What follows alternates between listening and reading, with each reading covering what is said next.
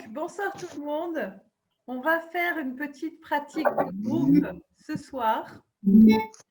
Et je voulais voir avec vous pour vous donner quelques petites notions de comment éventuellement transmuter un certain nombre de choses, c'est-à-dire changer les propriétés de certaines choses, lui donner des nouvelles propriétés.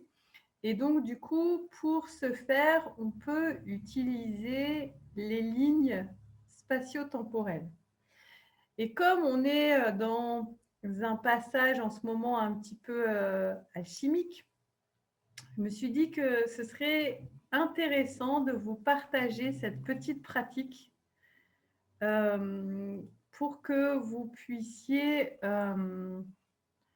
un petit peu contrôler la réalité ces prochains jours, étant donné qu'on va être dans des périodes intéressantes pour ça. Donc, du coup, on va parler de ça. Donc, je vous ai préparé cette fois-ci des petits schémas. Donc, tout ce qui est existant dans la matière physique est en réalité organisé par des lignes qui sont comme des lignes de force qui définissent la spatio-temporalité de chaque élément. C'est-à-dire que chaque élément du monde, donc là j'ai pris comme exemple un arbre, donc cet arbre, il est construit avec son tronc, ses branches, ses feuilles et son architecture s'inscrit dans l'air, dans l'espace autour. Et tout ça, c'est défini par des lignes de force. C'est-à-dire que chaque élément a ses propres lignes de force qui vont définir la spatio-temporalité de chaque chose.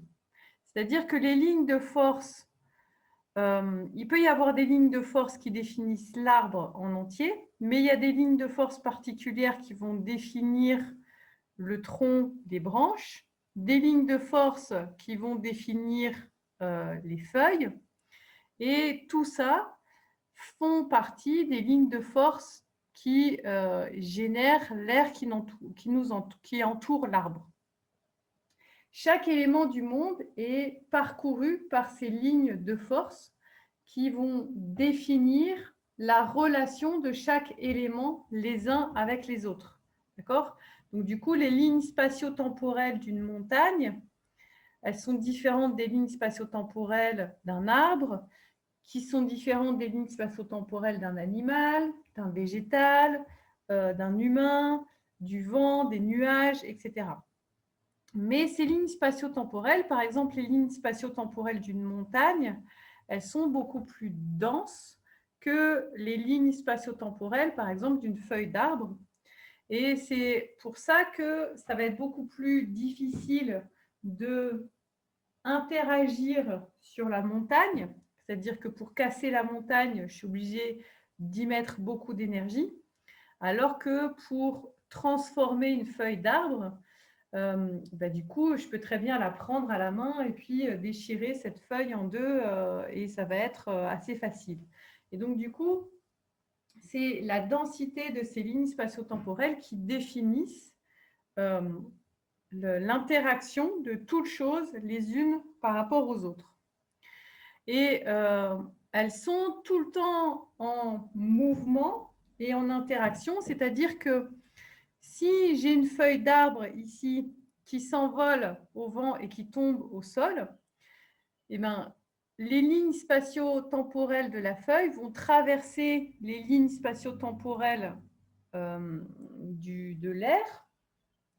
Et du coup, les lignes spatio-temporelles de l'air vont influencer les lignes spatio-temporelles de la feuille. Et les lignes spatio-temporelles de la feuille influencent les lignes spatio-temporelles de l'air. Et c'est l'interaction de ces lignes spatio-temporelles qui vont définir l'endroit où la feuille elle va tomber et le chemin qu'elle va prendre pour atterrir au sol. Donc, je vous donne juste cet exemple-là pour vous faire comprendre que finalement, tout dans la création est régi et organisé selon ces lignes spatio-temporelles. C'est-à-dire que de la même manière, le vent qui souffle dans l'arbre, il a ses propres lignes spatio-temporelles qui vont influencer certaines parties de l'arbre. C'est-à-dire que quand le vent il souffle, en fonction de la force du vent, peut faire bouger que les feuilles. Si le vent il est un peu plus fort, ça va faire bouger les branches. Mais par exemple, ça ne fera pas bouger les racines de l'arbre. Et donc, du coup, c'est la spécificité de chaque ligne spatio-temporelle qui va définir la manière dont elle va interagir avec le reste et quelle nature de force va organiser le mouvement et donc, du coup, la transformation d'un certain nombre de ces éléments qui construisent le monde. Et donc, du coup, l'ensemble des éléments du monde sont organisés par ces lignes spatio-temporelles. Donc, elles définissent à la fois la position de chaque élément dans le monde, mais aussi sa posture future, d'accord? Puisque c'est des lignes spatio-temporelles. Donc, ça définit à la fois l'espace dans lequel se trouve ce quelque chose et le temps de ce quelque chose. Et donc, du coup, le monde, quand on essaye de le percevoir de plus en plus large, on peut certes percevoir ces lignes spatio-temporelles, donc elles traversent tout type de matière, ok? Et donc, du coup, pour pouvoir percevoir l'ensemble de ces lignes spatio-temporelles, on peut se placer depuis l'espace atemporel, c'est-à-dire que le monde, il est séparé en deux. Il y a l'espace temporel qui définit tout ce qu'il y a dans le monde et la temporalité du monde. Et il y a l'espace atemporel depuis lequel on peut justement observer l'organisation dans l'instant présent, mais aussi dans le temps, c'est-à-dire dans le passé et dans le futur, de l'organisation de chaque chose. Et donc, pour observer l'ensemble de ces lignes spatio-temporelles qui composent tous ces éléments, on peut l'observer depuis l'espace atemporel. Et quand on observe l'espace temporel depuis l'espace atemporel et qu'on élargit notre regard, ce monde temporel, le temps qui définit toute chose, va commencer, si on élargit la focale et qu'on regarde l'ensemble de l'espace temporel et qu'on regarde la manière dont il se déroule dans le futur et dans le temps, ces lignes spatio-temporelles, elles commencent à se courber pour former une espèce d'immense sphère. D'accord ? Donc toujours, nous, on observe depuis l'espace atemporel. Donc du coup, l'ensemble en fait de l'organisation de ces lignes spatio-temporelles qui organisent toute chose, elles vont s'organiser dans une immense sphère. Et cette sphère, on peut commencer à l'observer et à la prendre dans notre main pour ressentir justement le pouls de l'univers. C'est-à-dire qu'on peut observer l'ensemble de ces organisations, prendre l'ensemble de cette organisation dans la main et essayer de ressentir le pouls de l'univers dans notre main, le battement de l'univers dans notre main. Et donc, du coup, à l'intérieur de cette sphère, il y a l'organisation. C'est-à-dire que c'est pour ça que dans certaines traditions, on représente les monarques ou les dirigeants ou les chefs religieux, etc., avec une immense sphère dans la main, puisque quand on a cette capacité spirituelle d'observer le monde avec depuis l'espace atemporel pour regarder l'ensemble du déroulement du monde, mais du coup, on peut arriver à tenir dans notre main la sphère du temps.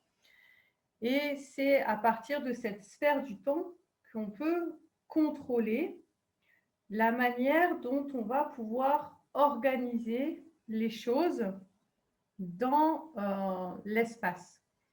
C'est-à-dire que cette sphère du temps, elle prend en compte l'ensemble de l'organisation de chaque élément et leur interaction les uns avec les autres.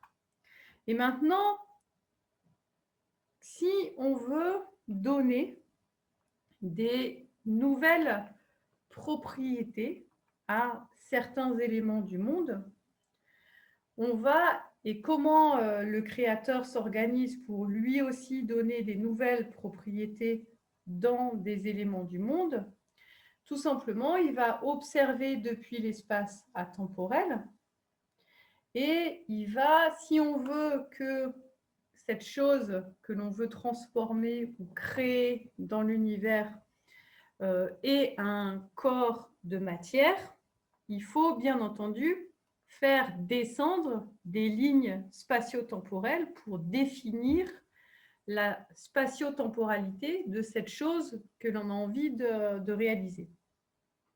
Donc du coup, on peut observer le monde depuis l'espace atemporel et si j'ai envie de créer quelque chose de nouveau ou donner des nouvelles propriétés à quelque chose, il va falloir que depuis l'espace atemporel, je fasse descendre des lignes spatio-temporelles dans l'espace temporel.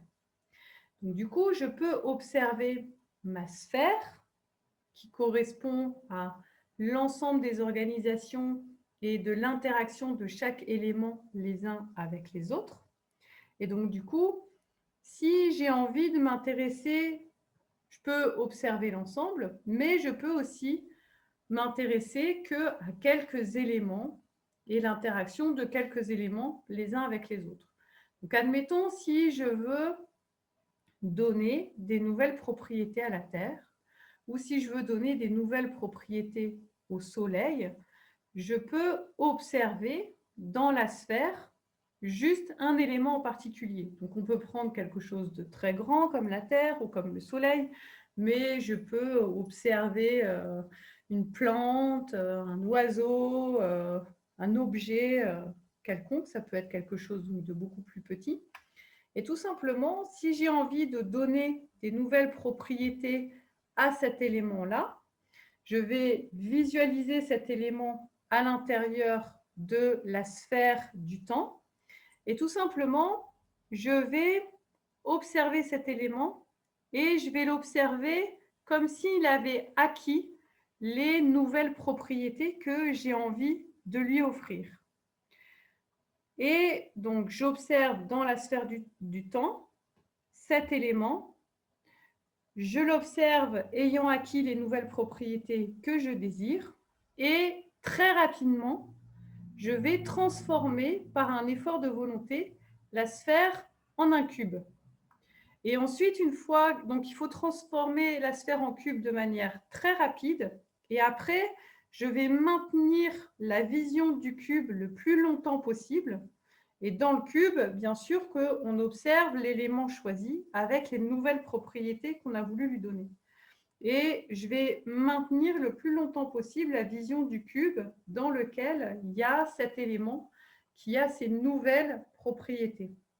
Et donc, du coup, ça vient transformer la sphère du temps et ça vient aider en fait à venir créer ces nouvelles lignes spatio-temporelles qui vont correspondre à cet élément avec ses nouvelles propriétés ou sa nouvelle façon d'interagir avec les choses. D'accord ? Et donc, du coup, on peut travailler de cette manière-là pour donner des nouvelles propriétés à plein de choses qui nous entourent.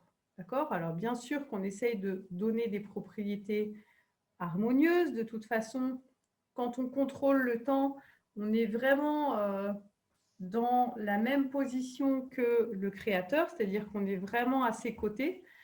Et de toute façon, si on a la volonté de faire des choses disharmonieuses, tout simplement, les lignes spatio-temporelles elles vont ne pas descendre à l'intérieur de la sphère parce que les choses disharmonieuses, ça a tendance à déstructurer les lignes spatio-temporelles. C'est-à-dire que ça va plutôt déstabiliser que stabiliser.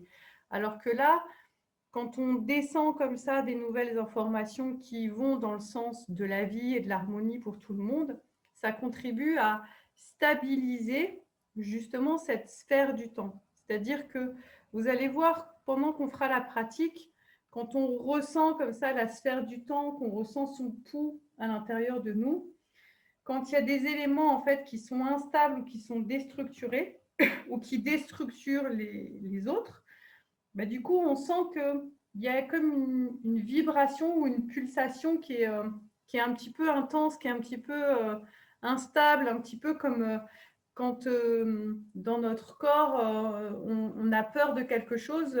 Quand on a peur de quelque chose, on sent dans notre corps qu'on va avoir le cœur qui va s'emballer et qui va faire des battements un petit peu déstructurés, un peu dans tous les sens.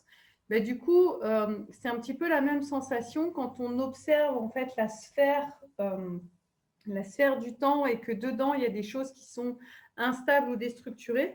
Bah, du coup, on sent un peu la même sensation de sentir quelque chose qui est haletant, qui est comme ça. Et donc, du coup, quand on descend comme ça des informations dans la sphère du temps, tout simplement, on visualise l'objet, on le visualise avec ses nouvelles propriétés et d'un mouvement assez rapide, on transforme la sphère en cube, on maintient le cube dans notre vision le plus possible et vous allez voir que quand le cube il reprend sa forme de sphère au bout d'un moment, vous allez sentir comme un apaisement à l'intérieur de votre main quand on observe comme ça cette sphère du temps.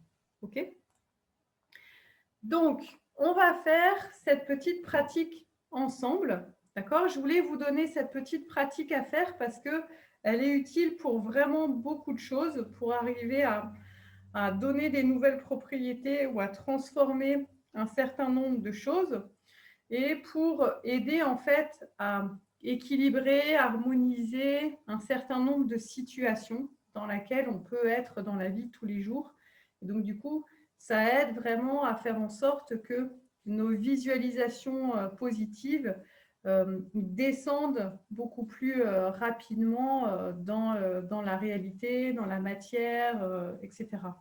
On sait qu'on est co-créateur de toutes choses et que notre âme, notre esprit, notre conscience, ils travaillent en permanence pour arriver à créer et à co-créer l'ensemble des éléments de l'univers.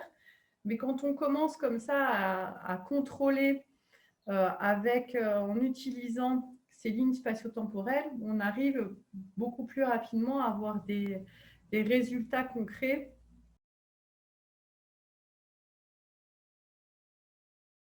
Ok, donc on se met dans une position confortable mais dynamique. Ça fait rire tout le monde parce qu'à chaque fois je commence comme ça.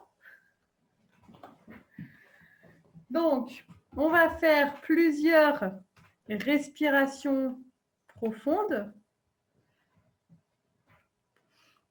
À chaque inspiration et à chaque expiration, vous vous demandez à ce qu'il y ait une plus grande harmonie qui se crée au sein de toutes vos structures.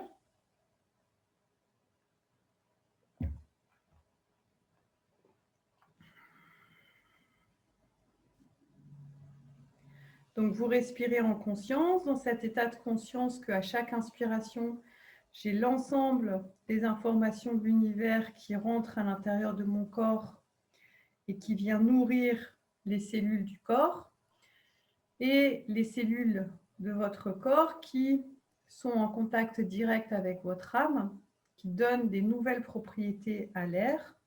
Et donc, ces nouvelles informations et ces nouvelles propriétés, vous les offrez à l'espace extérieur en expirant. Donc, essayez de respirer dans cet état de conscience.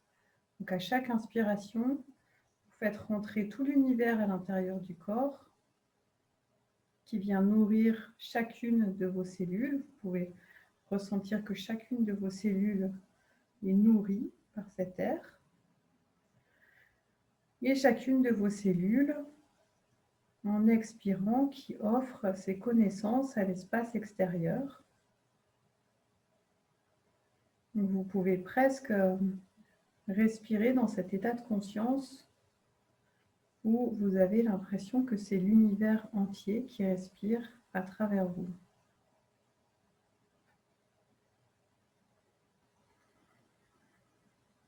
Vous pouvez avoir une sorte de ressenti d'expansion du corps physique en respirant de cette façon.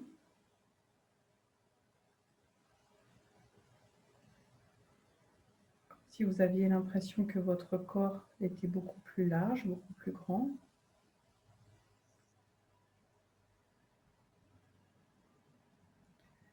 Et toujours en respirant en conscience, vous pouvez équilibrer les énergies entre l'intérieur et l'extérieur. C'est-à-dire que vous équilibrez les informations et les vitesses d'échange d'informations entre l'intérieur et l'extérieur.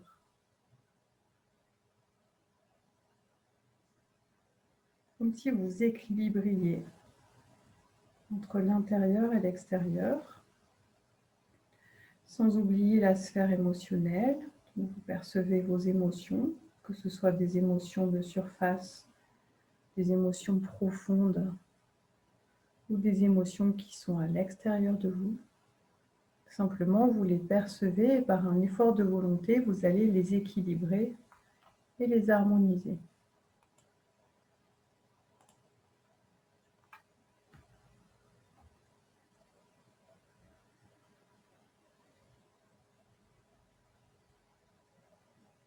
Et à présent, vous allez rentrer dans votre espace de pensée.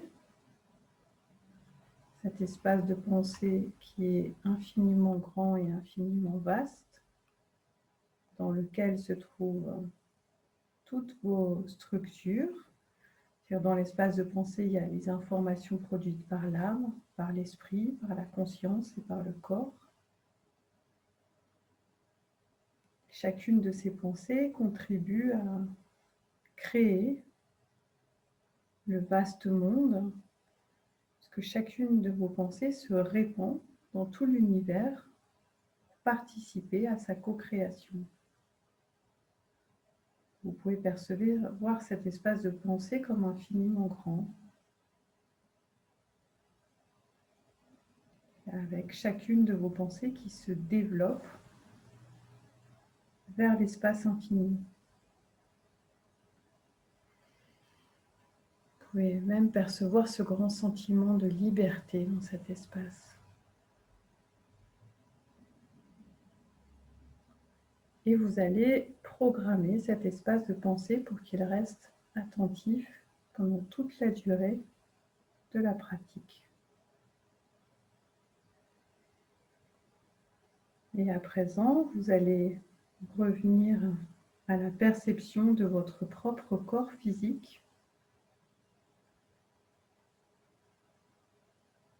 Et en percevant votre corps physique, vous pouvez percevoir la manière dont les contours de votre corps interagissent avec l'air extérieur. Observez la manière dont les contours de votre corps contribuent à déformer l'air qui vous entoure, la manière dont votre propre corps influence aussi la forme du siège sur lequel vous êtes assis.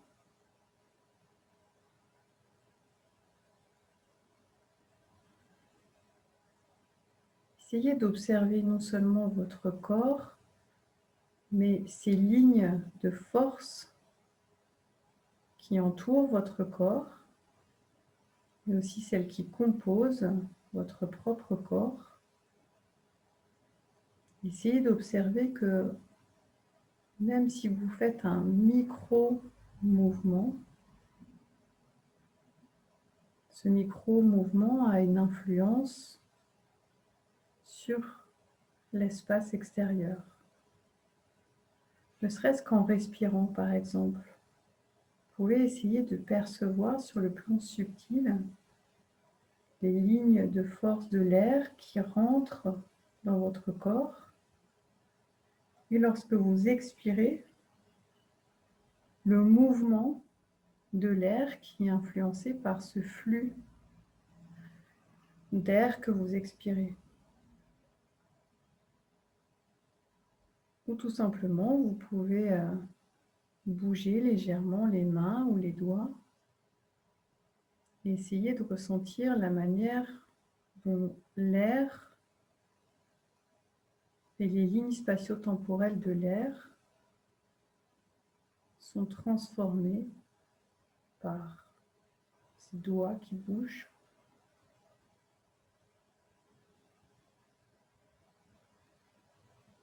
Si vous comprenez et ressentez de manière subtile ces lignes spatio-temporelles qui composent l'air, alors vous pouvez commencer à prendre de la hauteur et ressentir que ces lignes spatio-temporelles définissent toute chose. Essayez d'observer le monde, mais en le ressentant, en accentuant votre ressenti sur ces lignes spatio-temporelles qui composent toute chose. C'est-à-dire que vous êtes capable de ressentir les lignes spatio-temporelles des murs qui vous entourent, les lignes spatio-temporelles du bâtiment qui vous entoure et qui influencent les lignes spatio-temporelles de l'air qui entoure ce bâtiment,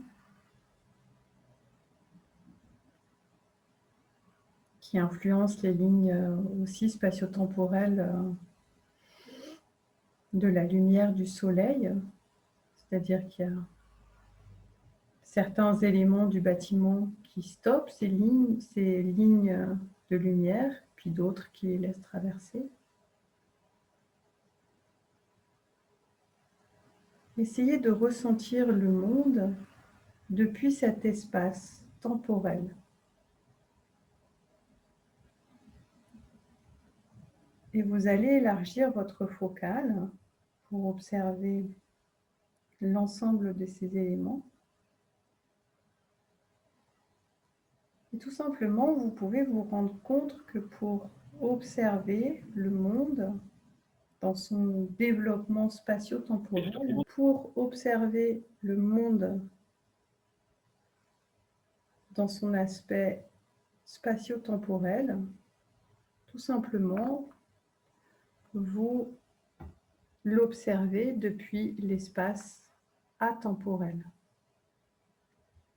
C'est-à-dire que vous pouvez élargir votre focale pour observer la Terre, le Soleil, le système solaire, mais en l'observant depuis ces lignes spatio-temporelles.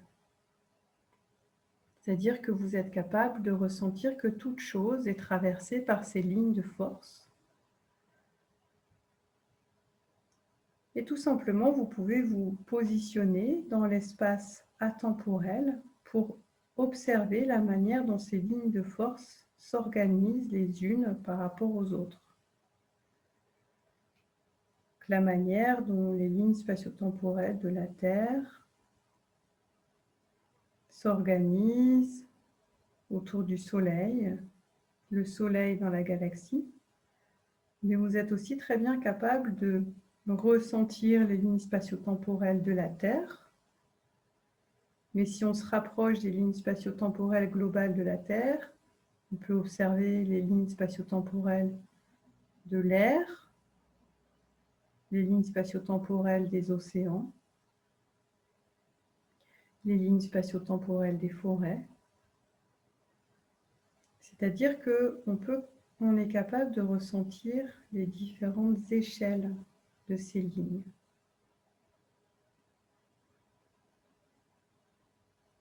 Et si on essaye de comprendre la manière dont l'ensemble de ces lignes s'organisent les unes par rapport aux autres, alors vous pouvez percevoir que ces lignes ont tendance à prendre une courbure naturelle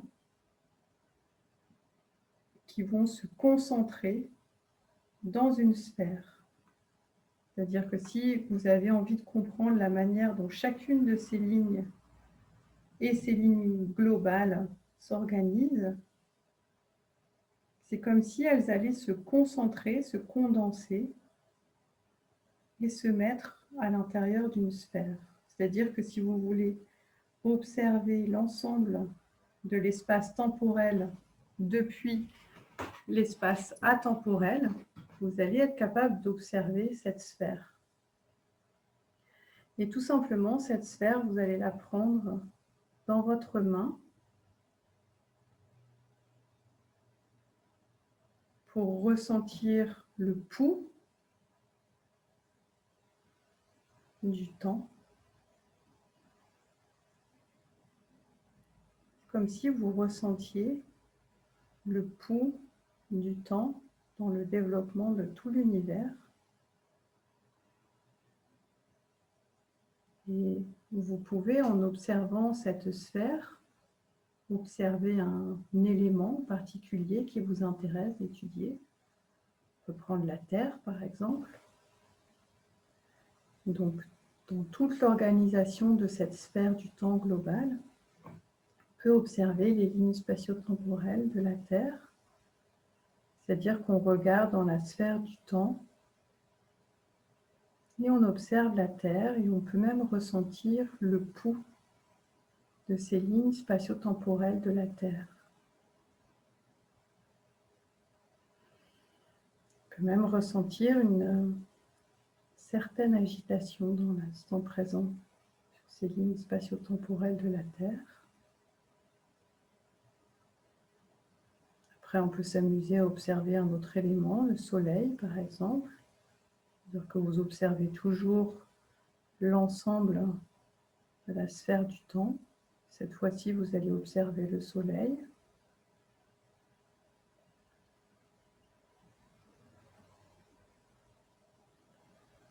Donc, essayez de ressentir la différence entre les pulsations des lignes spatio-temporelles du Soleil par rapport à celles de la Terre.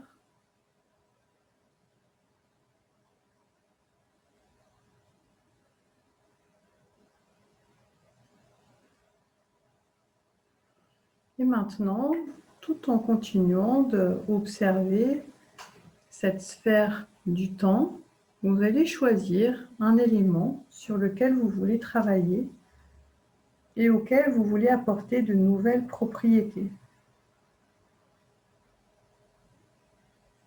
Chacun individuellement, vous choisissez quelque chose à observer. Vous ressentez le pouls de ce quelque chose.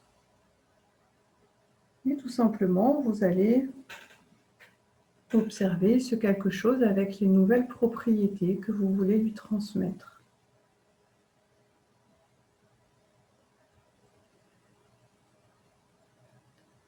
Donc vous l'observez dans la sphère du temps, vous lui accordez ces nouvelles propriétés et d'un geste très rapide, vous allez transformer cette sphère du temps en un cube de manière très rapide par un effort de volonté. Donc vous voyez l'objet avec ses propriétés dans la sphère et instantanément, vous transformez la sphère en cube et vous maintenez la vision du cube et de l'objet ayant acquis ces nouvelles propriétés le plus longtemps possible. Donc vous maintenez la vision du cube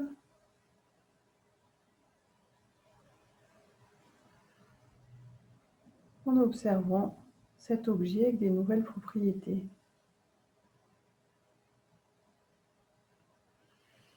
Et quand vous ressentez dans votre corps de la joie, du bien-être, un apaisement, c'est un signe que les informations commencent à s'ancrer et à descendre pour réorganiser ces lignes spatio-temporelles. Dans ces cas-là, vous pouvez laisser la sphère du temps reprendre sa forme habituelle. Donc à nouveau, vous pouvez observer la sphère du temps. À nouveau, vous pouvez choisir un autre objet auquel vous voulez transmettre des nouvelles propriétés.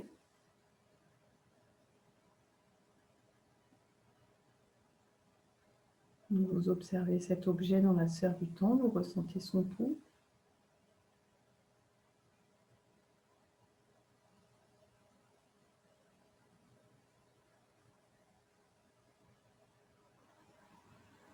Ensuite, vous observez cet élément, cet objet auquel vous voulez apporter des nouvelles propriétés. Et d'un geste rapide, tout en observant cet objet avec ses nouvelles propriétés, vous transformez la sphère en un cube. Et vous maintenez la vision du cube.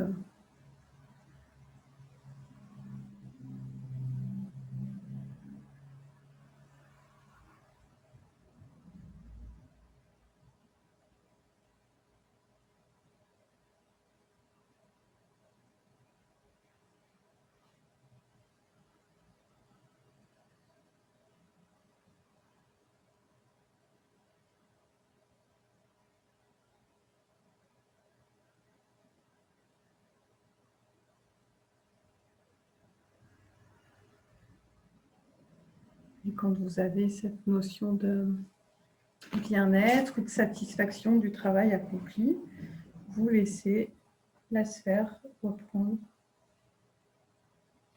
sa forme normale. On peut faire, si vous voulez, un troisième objet tous ensemble, parce que c'est toujours beaucoup plus facile de travailler quand on est en groupe. À nouveau, vous observez dans la sphère du temps.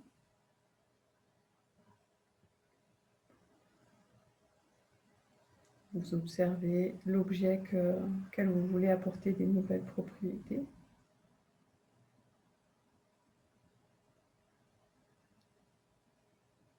Vous l'observez avec les nouvelles propriétés que vous voulez lui transmettre.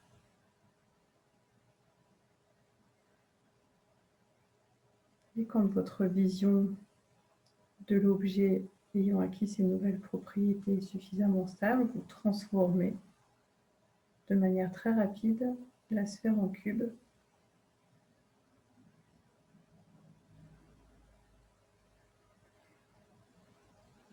Et vous maintenez la vision du cube.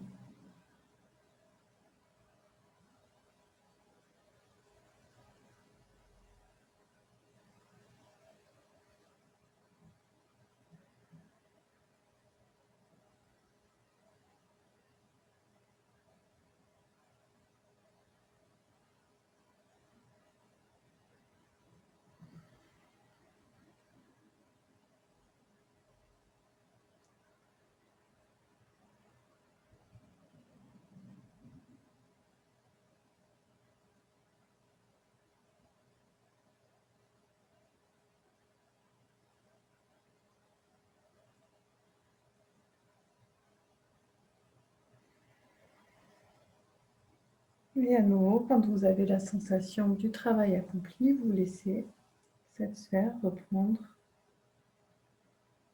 sa taille normale.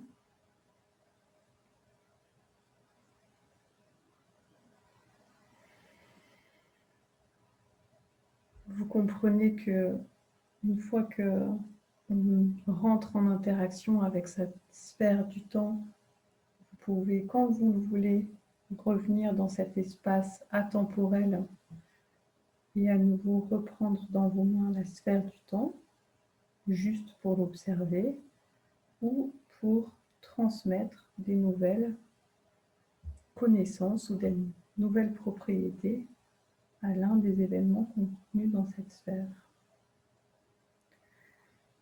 Essayez de fixer par vous-même quelques détails dans votre compréhension. Vous pouvez faire plusieurs respirations profondes et quand vous le sentez, vous pouvez sortir de la pratique.